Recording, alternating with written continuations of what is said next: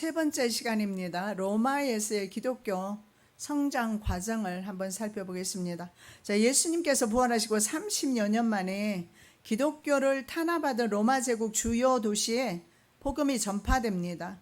그리고 110년 전후에는 로마 제국 거의 모든 지역으로 복음이 전파돼요. 2세기 중반쯤에는 약 5만 명, 4세기 초반에는 약 500만 명에서 600만 명으로 성장하게 돼요. 그래서 이 시기 기독교 인구 600만 명은 로마 제국 인구의 거의 7%에서 10%에 해당되는 그런 숫자입니다. 자, AD 110년에 비두니아 총독이었던 플리니우스가 로마 황제 트라이누스에게 보낸 편지입니다. 기독교도들은 모든 연령대와 모든 계층에서 그리고 남자와 여자 모두에 분포되고 있고 이들의 수가 전통 종교의 위협이 된다, 이렇게 보내고 있어요. 그래서 모든 연령대에서 기독교인들이 늘어나고 있다는 사실을 보게 됩니다. 그렇게 로마가 기독교회를 박해를 했는데 말이죠. 교회가 나중에는 로마 제국 전체를 기독교화 시키는 것을 보게 됩니다. 자, 예수 그리스도의 가르침과 삶의 방식이 이렇듯 이 총독 플리니우스가 황제에게 보낸 편지에서도 잘 나타나듯이 이방인에게는요, 이 세상 풍조와 동행할 수 없는 그런 낯선 것을 볼 수가 있습니다. 자, 그럼에도 불구하고 예루살렘 한 곳에서 기원한 복음은 서진의 과정을 먼저 가게 됩니다. 그래서 팔레스타인에서 소아시아 쪽으로 이집트, 북아프리카면은 이스라엘 쪽에서 보면 남쪽에 해당이 됩니다. 그리고 동방 지역으로 집중적으로 전파되어 서쪽으로 행진하다가 이제 또 오른쪽으로 가고 그리고 아프리카 남쪽으로도 복음이 전파되는데 예수님께서 하신 말씀이 그대로 성취가 되고 있어요. 자, 예수님께서 사도행전 1장 8절에 보면 먼저 예루살렘에 복음이 전파되고 유대와 사마리아와 땅끝까지 이르는 복음의 증인이 될 것이라고 말씀을 하셨는데 실제로 지금 벌써 사방으로 복음이 전파되는 모습을 볼 수 있습니다. 자, 당시에는 신자 비율이 농촌 지역보다 도시 지역이 많았습니다. 그래서 웨인 믹스는 초기 기독교를 도시 기독교 운동이라 이렇게 말했어요. 그래서 얼반 크리스천 무브먼트이라고 그렇게 표현을 했습니다. 자, 이런 배경에서 비기독교인을 가리키는 단어가 나왔는데 페이건이라는 단어입니다. 이 페이건은 이교도라는 단어인데요. 시골 사람을 가리킬 때 페이그너스라고 그랬어요. 그래서 이교도라는 것은 바로 시골 사람을 뜻했고 시골 사람은 기독교를 믿지 않았다라는 의미인 것을 보게 됩니다. 기독교를 안 믿으면 바로 당시에는 촌스러운 사람으로 규정이 됐어요. 자, 로마의 기독교는 회당이나 가정교회 하우스 철치입니다. 그렇게 모였습니다. 통일된 그런 로마 교회는 없었습니다. 자, 일부 그리스도인 그룹들은 회당이라고 합니다. 회당에 혹은 에클레시아라고 불려지기도 합니다. 그렇게 그런 회당이나 에클레시아, 가정에 그렇게 모였습니다. 그래서 자신의 집에 에클레시아를 가진 사람들이 성경에 나옵니다. 브리스가와 아굴라 부부입니다. 그리고 아리스토블루스가 있는데 이 아리스토블루스는 신구약 중간사에서 우리가 살펴봤지만 헤롯 아그리파 1세의 동생입니다. 황족이죠. 그의 집에도 바로 에클레시아 교회가 있었다는 사실을 알 수가 있습니다. 내 친척이요 나와 함께 갇혔던 자라고 사도 바울이 표현하는 사람 안드로니고와 유니아, 이 사람은 사도에게 유명한 사람으로 인정받았고 사도 바울보다 먼저 그리스도인이 된 사람들이었습니다. 그래서 최초의 교회인 예루살렘 교회에 바로 교회의 헬레니즘 분파 멤버들인 것을 알 수가 있습니다. 이 헬레니즘 분파라는 것은 유대 지역을 떠나서 다른 지역으로 디아스포라 되어가 있는 유대인들, 그리고 헬레니즘이 전파된 곳에 살고 있었던 사람들을 말하겠죠. 마가복음 15장 21절에 주 안에서 택하심을 입은 루포와 그 어머니에 대해서 말씀하고 있습니다. 로마 군병들이 예수님의 십자가를 억지로 지게 한 사람이 있죠. 알렉산더와 루포의 아버지 되는 사람이에요. 그 사람이 봐요. 구레네 시몬의 아들 루포. 그 루포와 동일입니다. 구레네 시몬의 아들이 바로 루포입니다. 알렉산더와 루포이다. 그래서 루포에 붙인 시몬은 수리아 안디옥 교회의 초대 이방인 교회죠. 이방인 교회입니다. 안디옥 교회, 예루살렘 교회가 모교회고 이방인 모교회는 안디옥 교회입니다.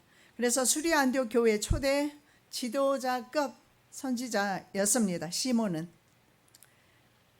그러면 루포의 어머니는 곧 바울의 생모가 될 수 있다. 이렇게 보여집니다. 주 안에서 택하심을 입은 루포와 그의 어머니에게 문안하라. 그의 어머니는 곧 내 어머니니라.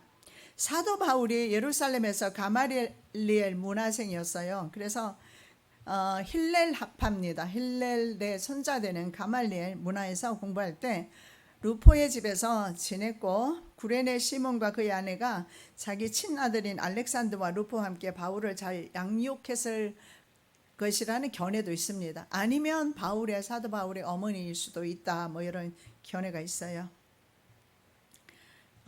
지금 사도행전에 나오는 그런 기록들을 우리가 지금 살펴보고 있어요. 이것을 우리가 배우고 나면 사도행전을 좀 더 중간기 이후에 나타나게 있는 제자들의 활동 시대 사도행전에 대해서 더 이해가 좀 쉬울 겁니다.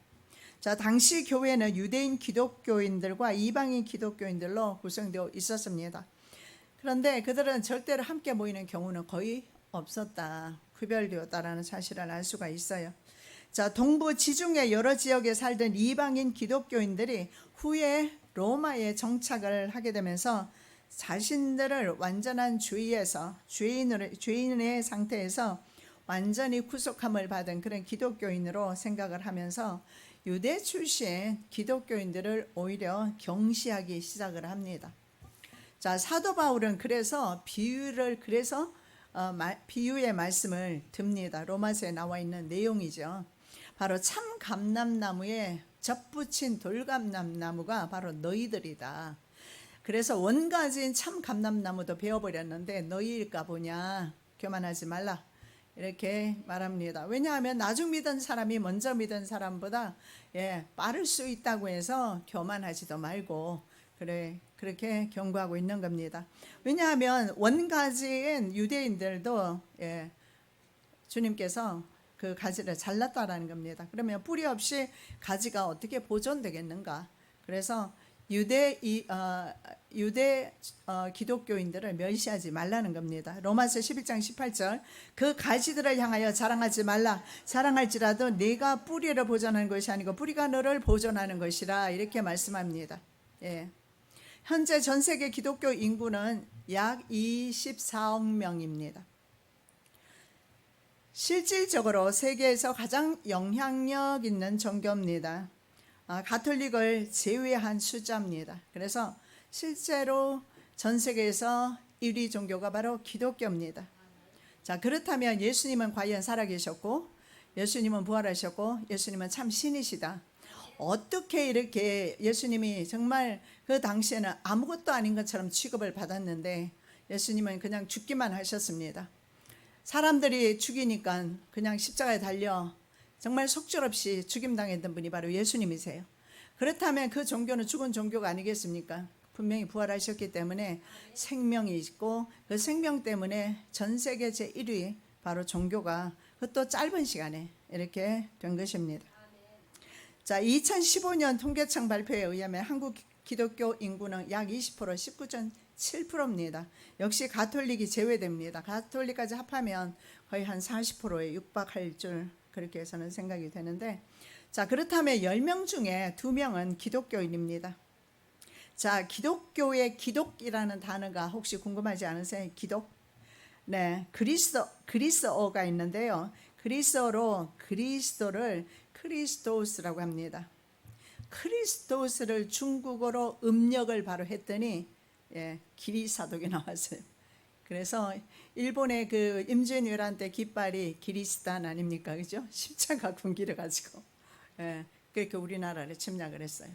왜냐하면 예수회가 그들에게 화총이라는 것을 주었거든요. 신무기 아닙니까? 총이 있었으니까 당시에. 예, 그래서 우리나라 왕이 천도를 해야 될 정도로 도망을 가야 할 정도로 임진왜란 아주 큰 전쟁이었지 않습니까? 하나님께서 이 나라를 그때도 보존해 주셨다. 저는 그렇게 믿습니다. 자, 기독교 확장 이면에 이유가 있어요. 전에 우리가 살펴봤던 것이 뭐냐면 당시에 로마 시민이면 최고입니다. 로마 시민이면 무사 통과입니다. 제가 미국 시민권을 가지고 뭐 일본에도 가봤는데요.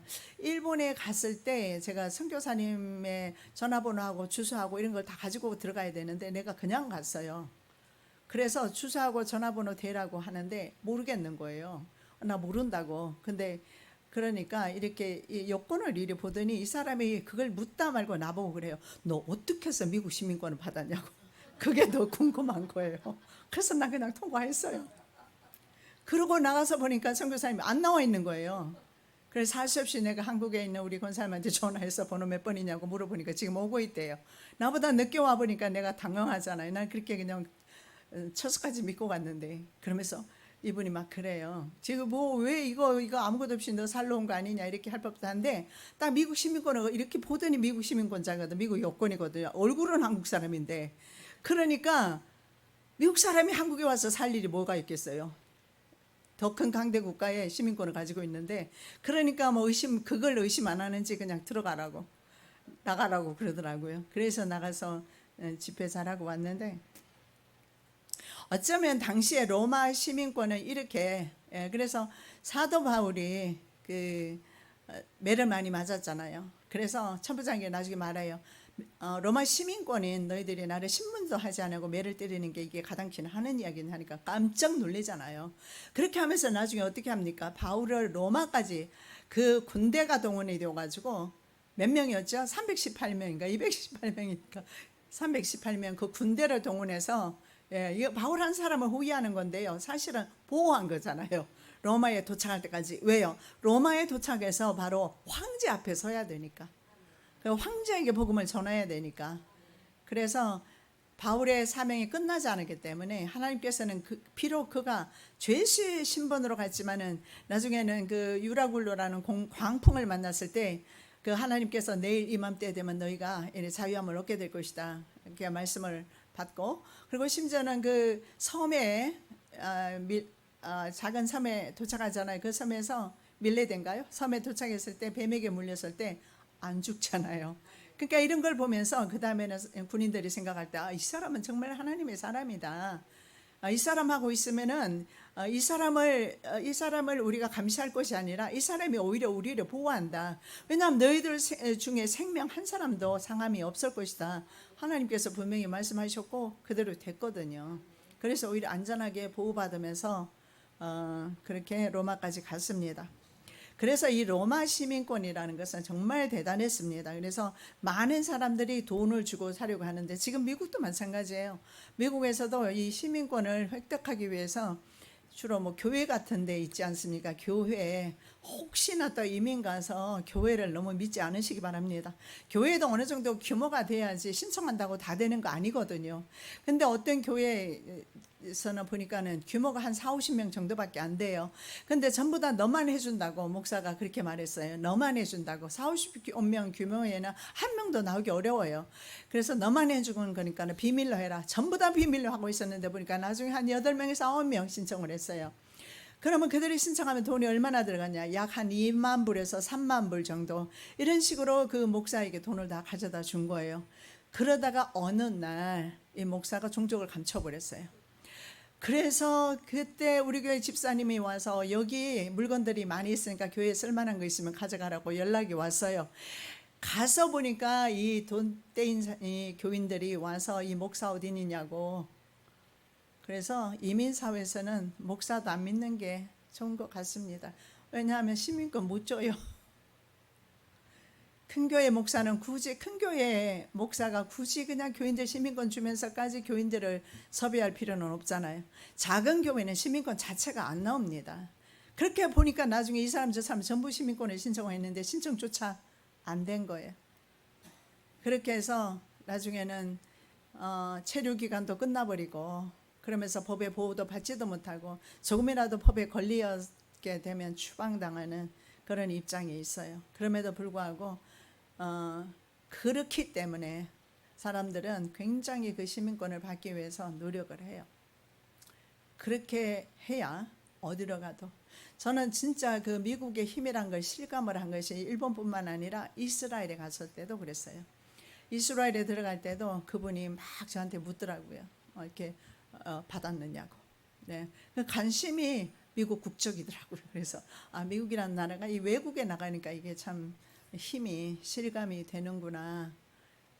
예, 그래서 로마의 그 평화, 팍스 로마나라고 합니다. 그 로마가 통치하는 그 지역의 그 평화, 그걸 말하는데 그들은 그 평화 속에서 그 평화를 많은 사람들이 누리고 있었어요. 그래서 당시의 모든 길은 로마로, 실제로 그 당시에 로마 길을 닦아놓은 것을 보니까요, 전혀 지금도 손상됨이 없더라고요. 사이사이 아주 차돌같이 생긴 돌을 다 깔아놨더라고요. 길은 좀 좁아요. 마차가 지나다니는 마차 지나다니는 길인데, 그래서 모든 길은 로마로 할 정도로 로마의 힘이라는 것은 말도 못했습니다. 그래서 로마의 그늘 아래 들어가는 것이 참 행복한 길이다, 행복한 삶을 살 수 있다, 이렇게 다들 생각을 했어요. 그런데 이렇게 로마가 막 무섭게 팽창을 했거든요. 근데 로마 제국이 팽창이 멈추게 돼요.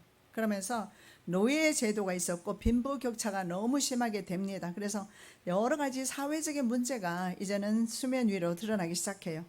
그러면서 사람들은 그렇잖아요. 살기 힘들면 잘 나갈 때, 사업에 성공할 때 예수 믿기 거의 어렵습니다. 뭐 하나님 없어도 사는데 굳이 왜 예수가 필요합니까? 우선에는 그렇잖아. 영혼은 두 번째고 내 현실의 문제를 해결할 수 있으면 좋은 거잖아요. 그래서 예수 믿고 그 문제를 해결할 수 있다면 많은 사람들은 예수를 믿으려고 하겠죠. 그러나 영혼의 구원이 먼저이지만 처음에는 알 리가 없지 않습니까? 그래서 많은 사람들이 로마에 기대를 했는데 로마의 그 기대치에 부응하지 못하고 로마가 쇠퇴하기 시작해요. 그러면서 로마도 믿으면 안 되는구나, 이렇게 절대로 망하지 않을 나라. 지금 미국 보면서 그런 생각 들지 않아요? 절대 망하지 않을 것 같은 그 정도로 강대한 나라죠. 그런데 로마라는 나라도 미국이라는 나라도 하나님의 뜻이라면 망할 수 있다라는 것입니다. 그것이 바로 다니엘서에 나오는 역사의 주인이신 바로 하나님, 그 다니엘서의 주제가 아니겠습니까?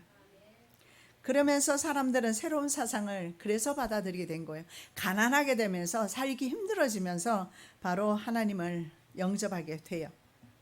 자, 일제 탄압을 받을 때 조선인들이요, 성경에 나와 있는 자유를 갈망하기 시작합니다. 그래서 성경에 보니까 진리를 알지니 진리가 너희를 자유케 하리라. 이 억압받는 민족이 가장 원하는 것이 자유 아니겠습니까? 우리는 억압을 받지 않았던 세대이기 때문에 어쩌면 잘 느낌이 오지 않겠지만 실제로 일제의 탄압 속에서 살았던 사람들에게 있어서는 자기 나라를 되찾는 것보다도 소원이 없을 겁니다.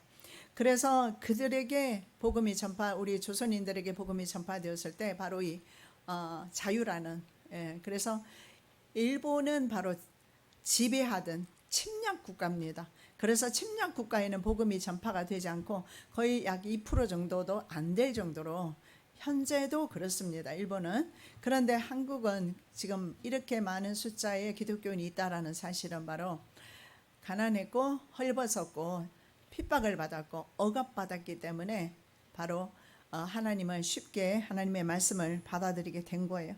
경제적 불균등의 불안정한 삶을 살았습니다. 그렇게 살게 되면 그런 민중들은 하나님 앞에서 모든 인간은 평등하다 이렇게 말씀을 하니까 이 말씀도 너무 또 마음속에 와닿지 않겠습니까? 그래, 지주들이 종들을 핍박을 하고 권세 잡은 사람들이 백성을 탄압을 하는 시대에 사람은 다 평등하다고? 그래서 프랑스에 바로 혁명이 일어났지 않습니까? 자유, 평등, 박애 이런 사상 가지고. 그렇게 하고서는 다시는 전제국가로 돌아갈 수는 없는 거죠. 왜냐하면 자유라는 것을 맛봤고 평등이 무엇인가를 경험을 했기 때문에 그렇습니다. 그래서 성경에 보면 인간은 모두 평등하다는 그런 말씀이 있습니다. 그 위로받으면서 아마 로마 사람들도 복음을 받아들이지 않았을까. 그래서 그 결과로 새로운 공동체인 교회를 통해서 구원받는 숫자가 기하급수적으로 늘어나게 됩니다. 자, 기독교는 신은 한 분이며 다른 신은 섬길 수 없다. 이 유일신 사상 이것 때문에 조금 많은 이제 사람들로부터 좀 거부 반응이 일어났습니다. 왜냐하면 다른 종교, 당시의 모든 종교는 말입니다. 적어도 여러 종교를 가지고 있을수록 그들에게 있어서는 유리하다고 생각을 했고 복을 받는 비결이라고 생각을 했는데, 그런데 기독교는 신은 한 분이다, 다른 신은 버려라 이렇게 말합니다. 그리고 정말 문제가 되었던 것이 당시에는 황제가 숭배되었습니다. 그런데 로마 황제도 숭배하면 안 된다. 그래서 로마의 신격받는 황제 숭배를 거절합니다. 그래서 초대 교회 신자들은 바로 로마 제국의 핍박의 대상이 될 수밖에 없었습니다. 그래서 당시 초대교회 신자들은 십자가에 못 박히거나 원형 경기정에서 사자의 밥이 되거나 공개 처형을 당합니다. 그러나 기독교가 이렇게 로마 제국을 복음화시킵니다. 자, 콘스탄틴 대제가 313년에 콘스탄틴이 기독교를 공인하게 돼요. 인정을 하는 겁니다. 그리고 AD 380년에 테오도시우스 황제는 칙령을 발표하면서 기독교가 로마 제국의 국교다 이렇게 선포하게 돼요. 그래서 400년이 채 가기 전에 기독교가 세상 제국을 점령한 것을 보게 됩니다. 자, 로마 시대에 기독교는 처음에 외국의 미신으로 그렇게 불렸습니다. 외국의 미신. 왜냐하면 처음에 유대교는 상당수의 부녀들에게 사랑을 받았습니다. 유대 기독교가. 그래서 영국은 로마 제국에 합병했던 장군이 있어요. 아울루루스 플란티우스라는 장군인데 그 아내였던 사람이 바로 폼포니아 그레시나입니다. 이 폼포니아 그레시나는요, 외국의 미신을 받아들인 혐의로 신문을 받았습니다. 근데 그녀의 죄목이 무엇인가 하면 14년간 상복을 입었다. 화려한 옷을 입지 않은 겁니다. 그 무도회에 나가거나 할 때 굉장히 화려하게 나가야 되는데 남들이 봤을 때는 수수한 옷을 입었으니까 이게 상복으로 본 것입니다. 그래서 14년간 상복을 입었고, 그리고 높은 신분의 부인이 사교계에 참석하지 않았다는 것이 죄명입니다. 그리고 네로 시대는요, 굉장히 방종한 사회였어요. 그러니까 기독교인이 방종하는 것과는 거리가 멀잖아요. 절제된 삶을 살고 은거하는 그런 삶을 살고 드러내지 않아요. 향락적인 그런 삶을 살지 않습니다. 그리고 자기네들이 봤을 때는 항구적으로 영원히 슬퍼 보이는 모습입니다. 맨날 회개한다고 가슴 두들기고, 그러니까 무슨 종교가 저렇게 맨날 슬픔의 종교가 있는가 이해를 못한 거예요, 처음에는. 자, 로마에서 가장 오래된 기독교 공동묘지인 칼리스투스 공동묘지가 있는데요. 여기 보니까 폼포니아 일가의 멤버들을 기념하는 비문이 있어요. 저도 이 지하 동굴 같은 데 들어가 봤는데요. 가면은 그 동굴에 이렇게 전부 이름이 막 새겨져 있는 곳이 있더라고요. 근데 폼포니아 직계 혹은 반계 자손 중 한 사람으로 보이는 폼포니우스 그레시누스가 그 이름이 거기에 있어요. 정말 신기한 게 뭐냐 하면은요, 지하 그 동굴로 들어가잖아요. 완전 미로라서 가이드 없으면은 길 절대 못 찾아요.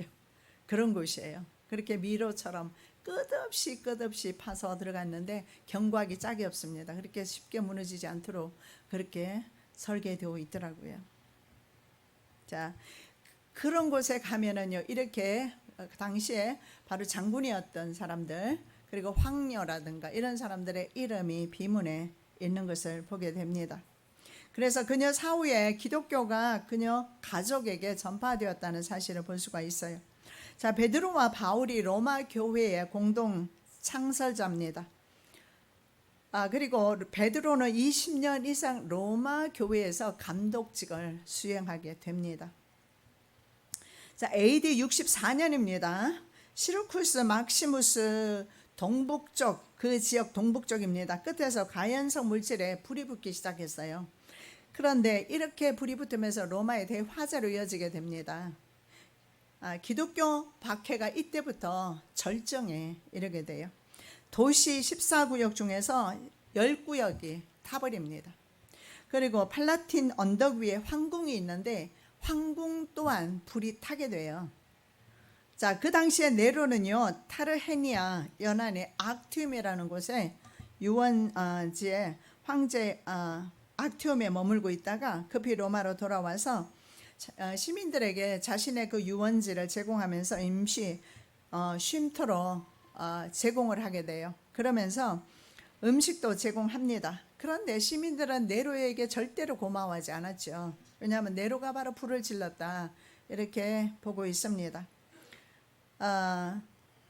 날이 지날수록 네로가 바로 자신의 욕망을 충족시킬 도시를 건설하기 위해서 고의로 불을 냈다. 왜냐하면 황제가 불나고 나서 다시 황궁을 굉장히 멋있게 잘 지었거든요. 그래서 실제로 네로가 불을 냈다라고 그렇게 믿는데 아무도 모릅니다. 누가 냈는지는 모르지만 네로는 아닌 것 같아요.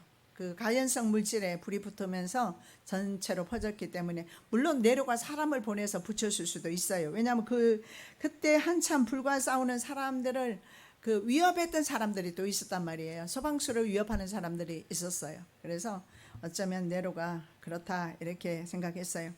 그래서 타키투스는 그들이 누군가의 명령을 받았거나 아니면 방해를 받지 않고 약탈을 하려던 자였을 것이라고 그렇게 보고 있습니다.